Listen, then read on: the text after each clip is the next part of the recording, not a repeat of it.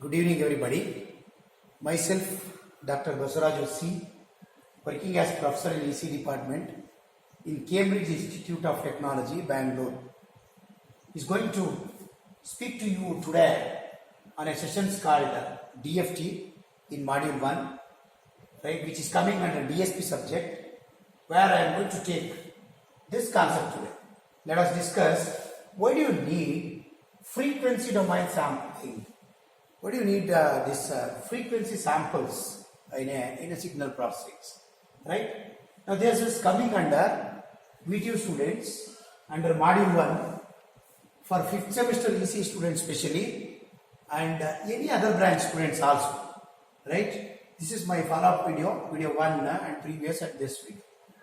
Now here, right, here let us see now in this beautiful subject, beautiful topic, right, why we need these samples in today's process. Frequency domain samplings. What happens if it is time domain, right?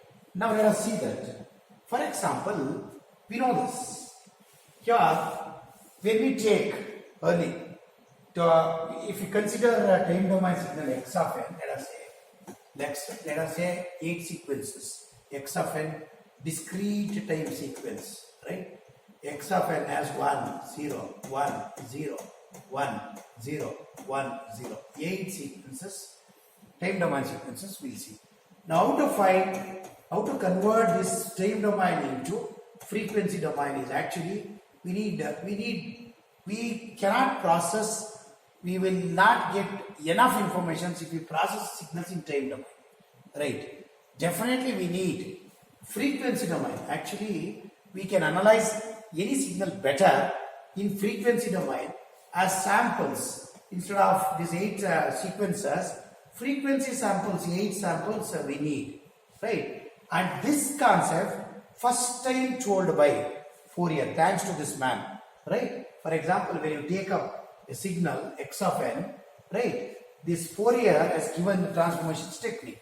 Fourier, we know that Fourier transform of any discrete time signal x of n, this x of n is given by x of n is given by this x of n is given by these equations. Very, very important and popular equations, right? This is x omega.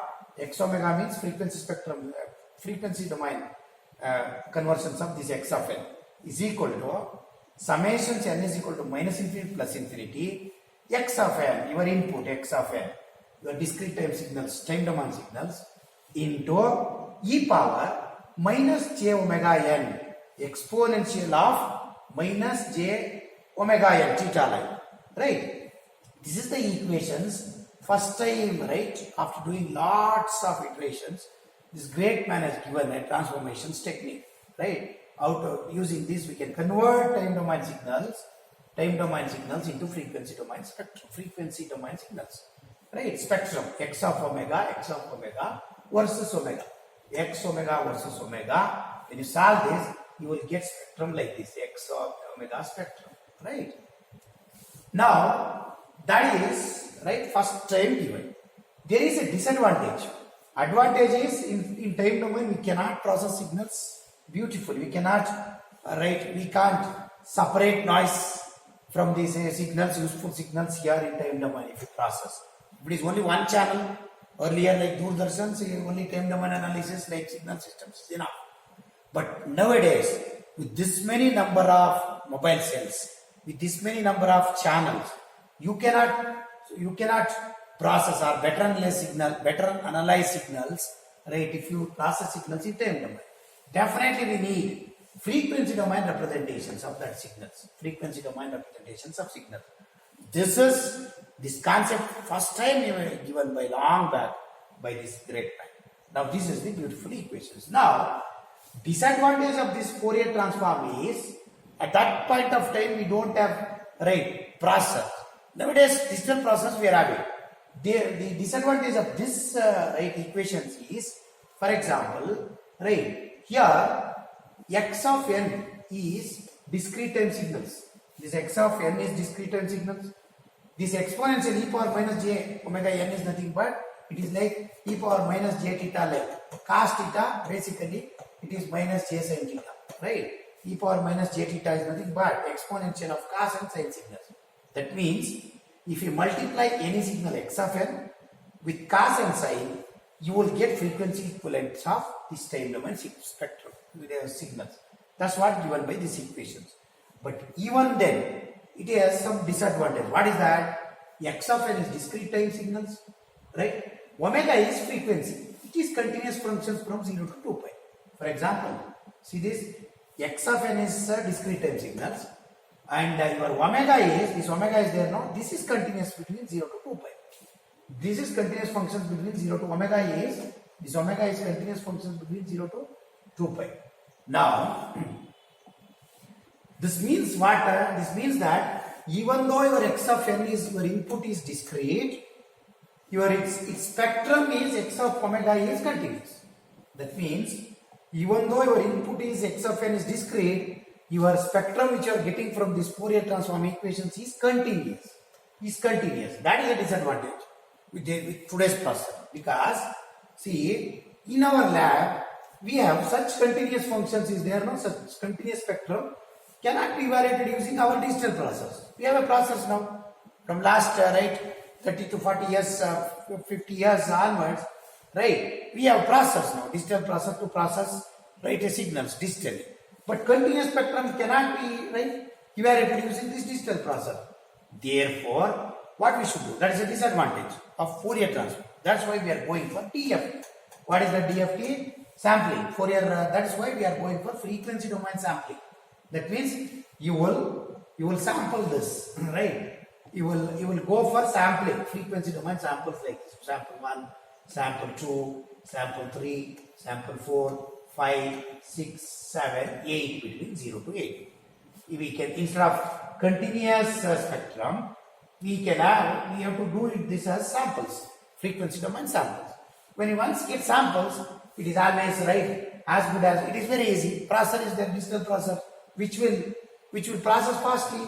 Instead of passing this signals, reading the signals from here to here 0 to 2 pi continuous, as good as just reading 8 samples, giving same, 8 samples, 1, 2, 3, 4, 5, 6, 7, 8 samples. If you do it, frequency domain samples, then processor is there which will take care of processing any signals fast and efficiently.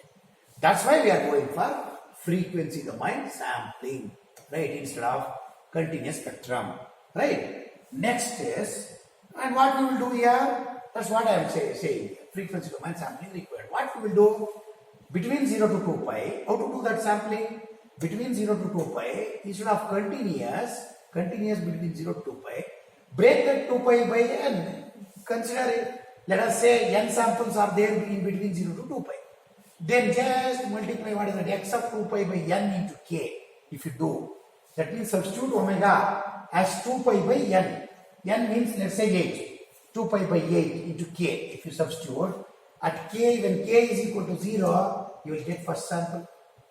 When k is equal to 0, like this. For example, substitute omega is equal to 2 pi by n into k. When k is equal to 0, 1, 2, 8 samples. Let us say n is equal to 8 samples. Then what will happen? When k is 0, omega 0 is equal to 2 pi by 8 into 0. That is 0. That means at k is equal to 0, that means at a frequency k, when k is equal to 0 frequency, you will get first sample. Then similarly, when k is 1, then frequency is omega is equal to, omega 1 is equal to 2 pi by 8 into 1, that is pi by 4, this frequency. At this frequency, you will get second sample. Similarly, when k is equal to 2, you will get third samples at pi by 2. Similarly, k4, fourth sample. 5th samples, 6th sample, 7th samples, 8th samples. N is 8 means you will get 8 samples, 8 frequency domain samples.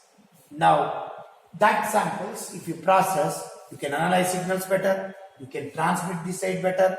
At the reception level, if any error is there, easily we can rectify, because only 8 samples instead of continuous between 0 to 2 pi. That's why we are going for this frequency domain sampling. Is this clear? First, why do you go for this frequency domain samples? We need Fourier transform equations is giving. Fourier transform of standard equations of any x of n input sequence is given by this formula.